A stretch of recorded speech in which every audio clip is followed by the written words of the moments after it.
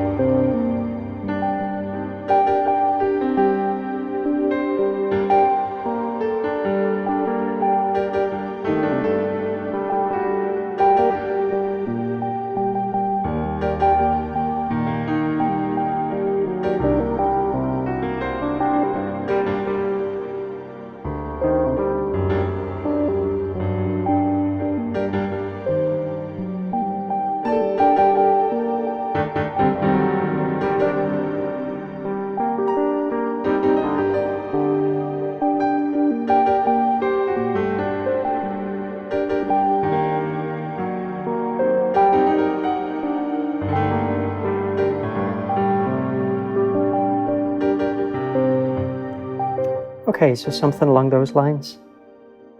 So later I'll talk about some of the things that were going on there. Now, first let me just take a few things off. Take that off, take that off. This and this. Okay. Let's get over here.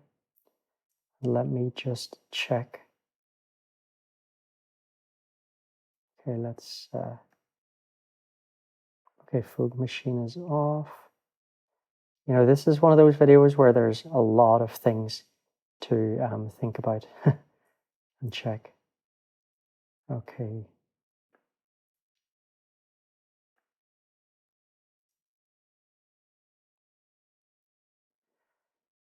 Now let's see. Okay, Arp Pod 2. Okay, good.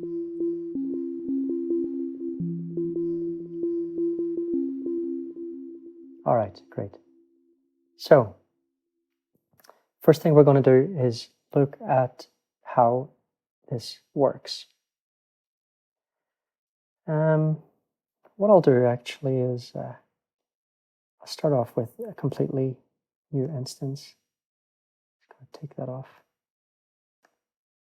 Okay, Arp Pod 2. Okay, now MIDI, I go in here and choose this one, Arp Pod 2 M73. That's MIDI 7, the third app here. Okay, so choose that. And here we've got noise, a preset called holograms. And now I'm gonna make this take notes from AUM. Okay, great. Okay, so got a nice fresh instance here. Let's open it up a little bit bigger. Okay, so what is an arpeggiator? Basically, it will take notes, like let's say, for example, I play 3 notes at the same time here. Just draw on a couple of things. Bring this down to a lower value. Okay.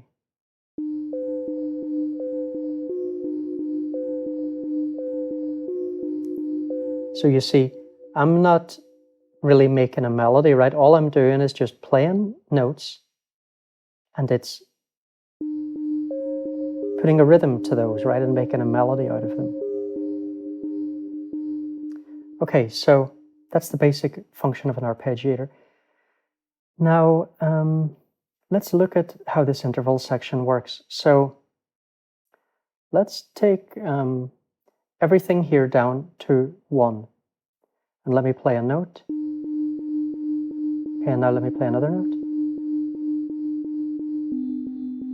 So, do you see what happened there? When I press this, it plays this one. When I press this, it doesn't play it. And when I press that one, it plays it. Do you understand what's going on there? Because it's set up here, what it's going to do is, every time it's going to play the first note on the keyboard that I play. And it's not going to play any of the others. Let's look at different setup. Let's put, say, for example, 1, 2, 3, 4. 1, 2, 3, 4. And now let me play 4 notes.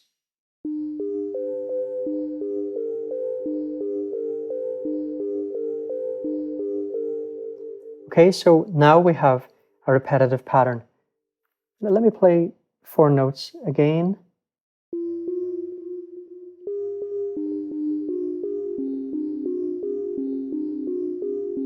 Now let me change this. You see I changed this to 5 and this to 6. But nothing's different, right? Because I'm still only playing 4 notes. So if I put in an interval of 5 here, well, there is no 5th interval for it to play. There's no 5th note. There's no 6th note. But if I add in 2 other fingers here, right, now we've got it. Okay, so, you know, this is not going to magically create something out of nothing. In here, we can go up to 10 intervals, but it's only going to actually play the 10th note if you are playing 10 notes at the same time there, right? So that's a really important thing to understand, really important thing to understand. Equally, if I, you know, play a whole bunch of notes, but all the intervals here are just saying 1, then nothing interesting is going to happen. But what will always happen is there's a rhythm. And, you know, even with 1 note, you can kind of do some interesting things. Let's look. For example, okay, we can change the rate.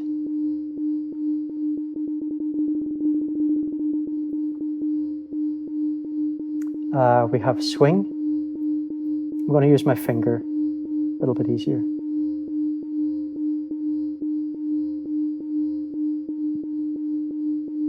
So, you know, you want to do something a bit more hip-hoppy or jazz or whatever, you're probably going to want to put some swing in it.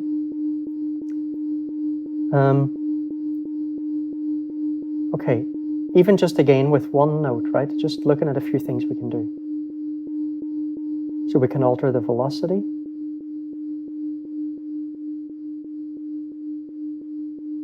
So you see we have a pattern, right? An 8-step pattern.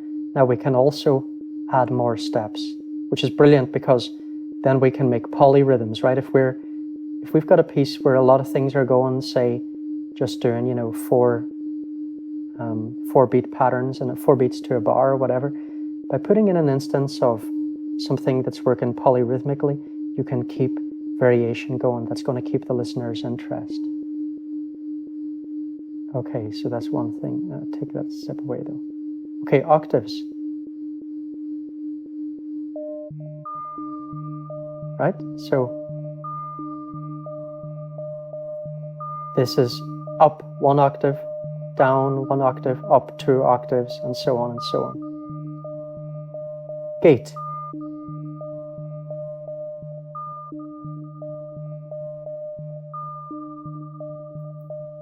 Shorten or lengthen the length of notes.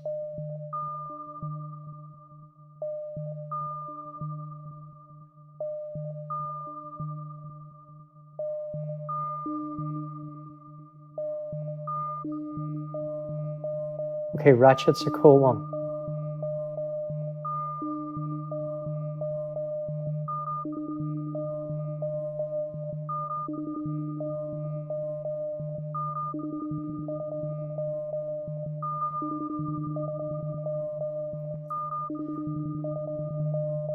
So do you see what's happening here? If we put a value of 2 here, in the time it takes to play this step, it's going to play 2 notes. Over here, it's going to play 1 note. Here, it's going to do 4 notes in that space.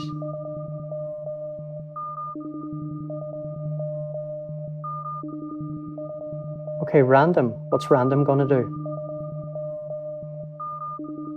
Depends what we've set up here in the settings. At the moment, it's set to just randomize interval. Let's listen to what that's like.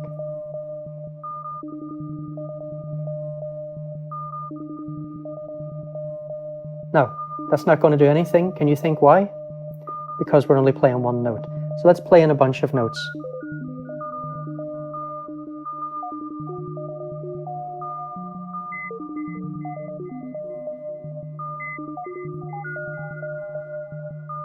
So now it's basically going to sequence these notes randomly. And how random depends on how much we've chosen here. Let's go in and set up some intervals.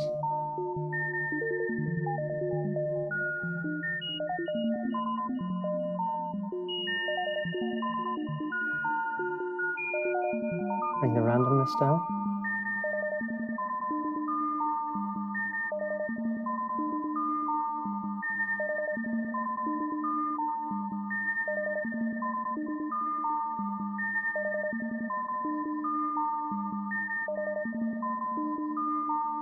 Okay, this ratcheting is a little bit more regular.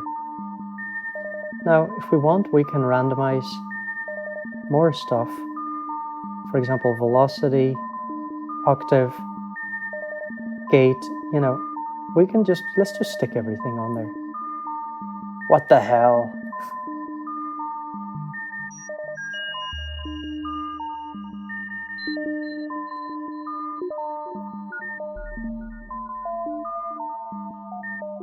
Now, you know, you probably wouldn't want to really randomize everything at the same time. In a performance situation, for example, it would be interesting to maybe just slightly randomize one thing at a time.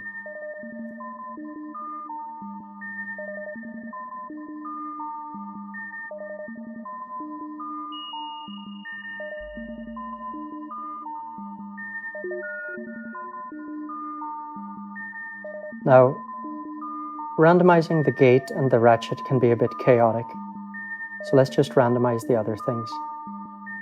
Let's not randomize probability.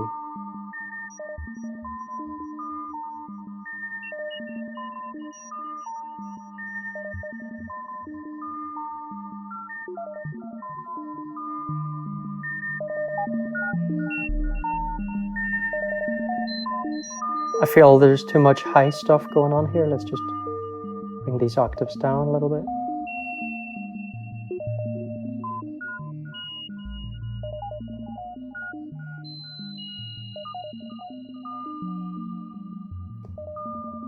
Okay, so that's it basically, right? We've covered the main things there. There are a few things in here, a few MIDI settings and so on. For example, sequencer settings, we can set more than 10 intervals if we want. You can also adjust how the knobs are set up. Actually, I prefer horizontal and vertical. It's really good that it has this. I wish that all apps would allow you to customize how the knobs react to your finger. I find the horizontal and vertical one works really well for me. Okay, so I'm going to take the keyboard off that.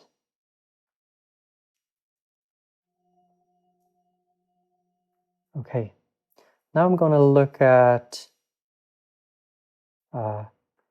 putting something like Foog machine in through an instance of Arp Pod. So here, if you can see, Foog machine, all playheads is the MIDI source for Arp Pod. And Arp Pod is the source for this instance of noise.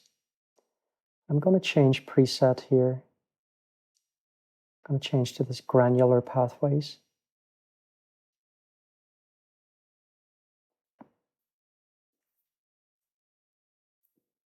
And let's see. Yeah, I told you this is a complicated one today. It's very easy for things to go wrong. Okay, my volume's fine there. Let's see. Let's check everything's okay. Okay, that Arp Pod's not getting anything. That's the wrong one. Okay. Right.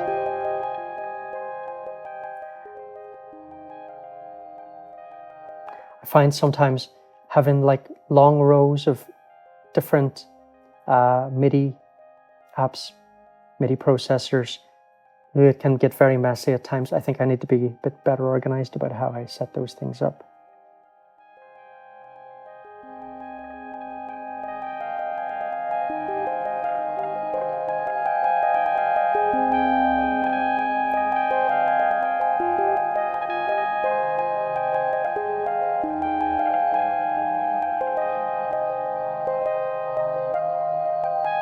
Okay, so we can adjust the probability.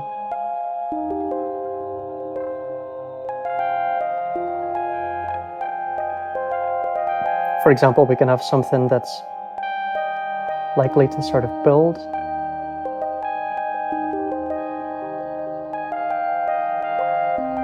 But there's going to be some randomness.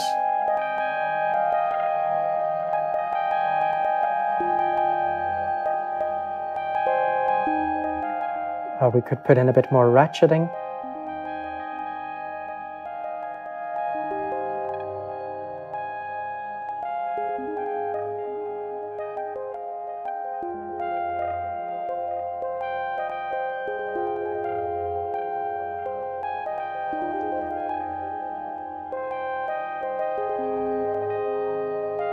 If we have low probability here, we could put a longer gate time on these maybe, so that these notes are likely to carry through.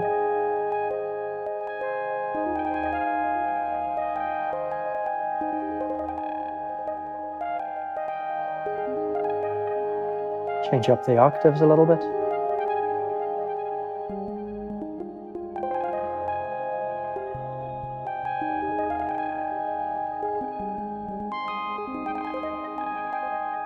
Quite nice with the higher octaves.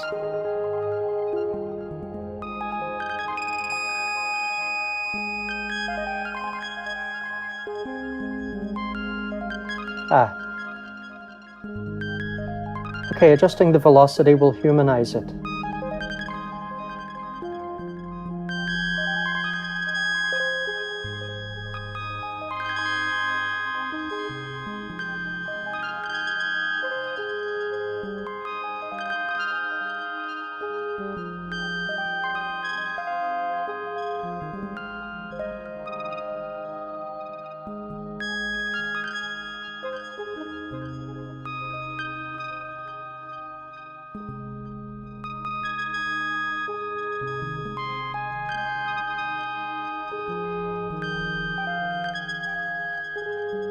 And so we can kind of perform by playing with the intervals in real time.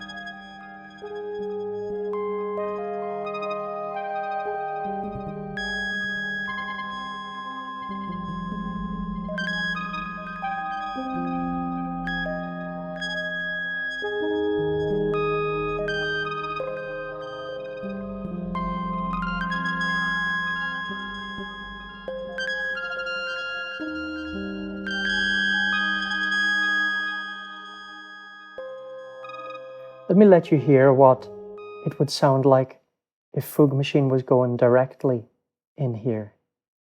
So I'll take off that instance of Arp Pod, and I'll just get Foog going directly in.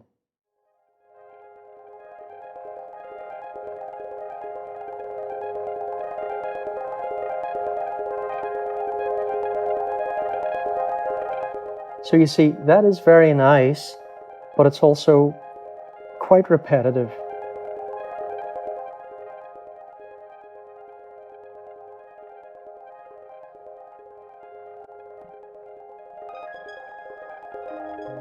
We can run both in. Run Foog Machine in, and then run Foog Machine into the ARP, and run the ARP in here. That's pretty cool.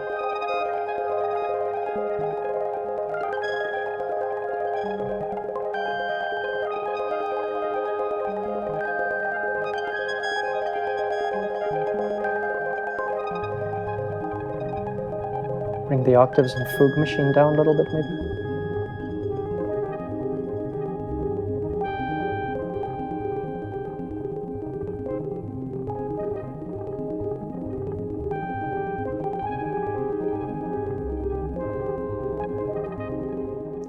So, I mean, there's all kinds of stuff you could do. All kinds of stuff. Okay, let's look at something else. Let's look at, let me take,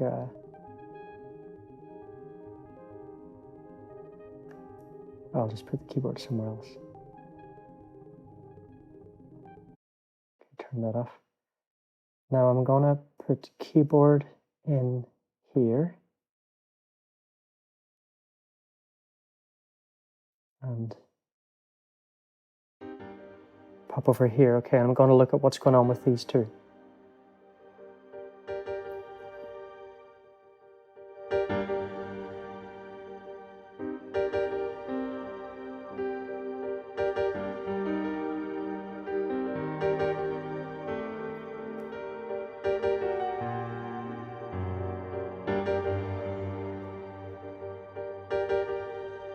Okay. So here we have Ravenscroft and it is getting MIDI from scale bod M8 1. That's this one. So this is set up to play chords in G harmonic minor. And it is getting notes fed into it from Arp Pod 2, 1, that's this one over here. It's also putting notes in here and in here.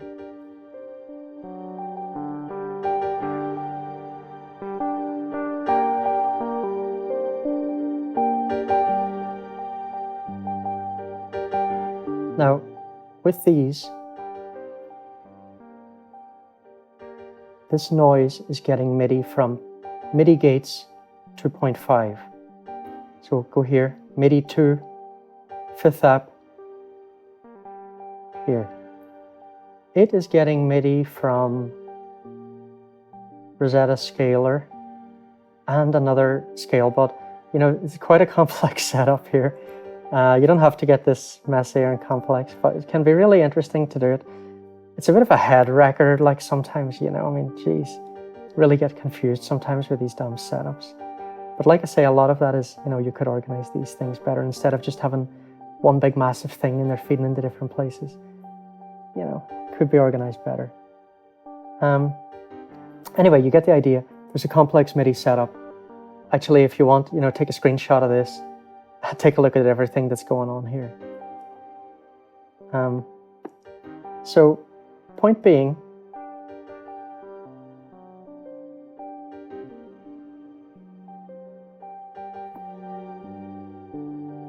I can use MIDI gates to reduce the amount of notes coming out of this.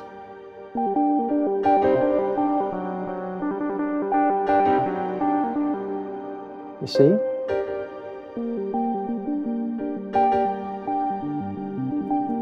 I've got another MIDI gates, which is connected to this one. That's kind of like a lead guitar, sort of. So again, I can control very easily that. I've looked at this app in more detail in other tutorials. For example, my tutorial on the first piano motifs tutorial that I did, and I think maybe the Ioni RX one as well, I'm not sure. See if I can remember and maybe put some links. If not, you're just going to have to go and watch all the videos and try and find it. This is a super cool app. It's got a lot of different ways of gating notes. Anyway, no time for that right now. Scaler. How am I using scaler?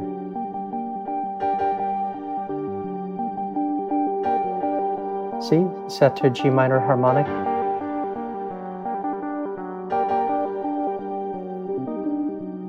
Quick transposing on the fly.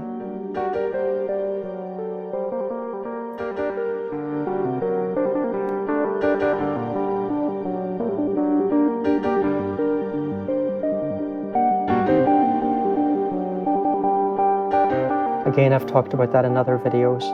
For example, my first piano motifs tutorial.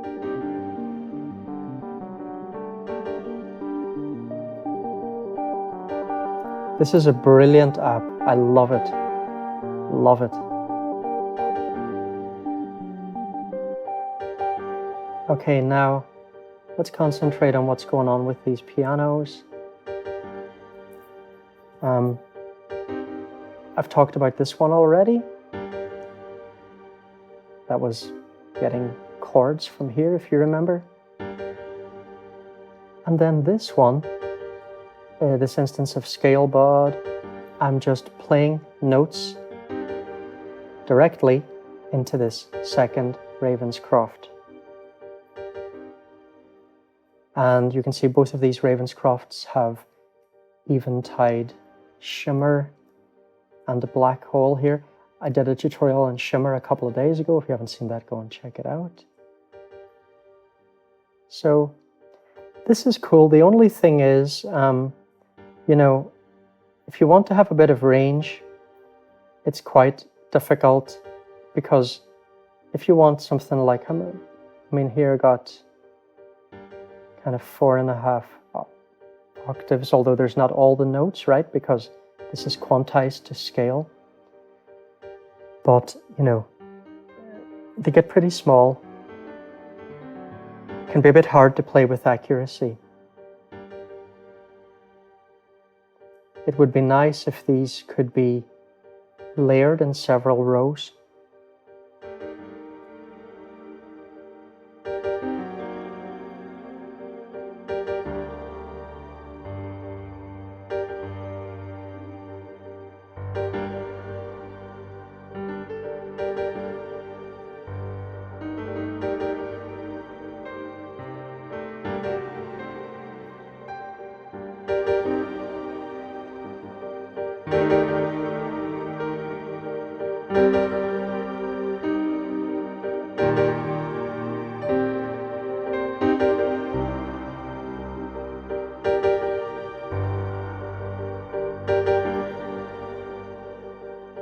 So there we go. I think we've covered quite a lot in this video. You can see, there's just so many options. And especially when you start to bring in other MIDI tools, you can get really interesting jams going. And even if you can't play a keyboard at all, you can come up with some pretty cool sounding stuff. So I love this kind of thing because, I mean, I just have pretty basic keyboard skills. But apart from that, I also just love the random element of these. It always feels like discovering something. To me, that's much more interesting, especially I think if you're an electronic musician and you're just working on your own. If everything is always coming very intentionally from your side, it's just not that interesting in some ways. I think,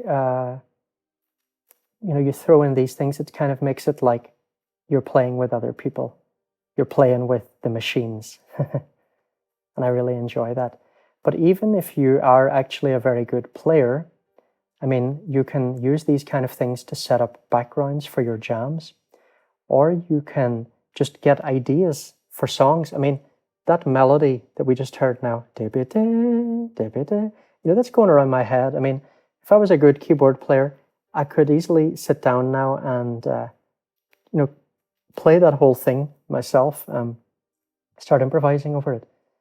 So there are so many different things that these generative tools can bring you as an electronic musician. I'm a huge fan of them. And they're just fun as well. Yeah.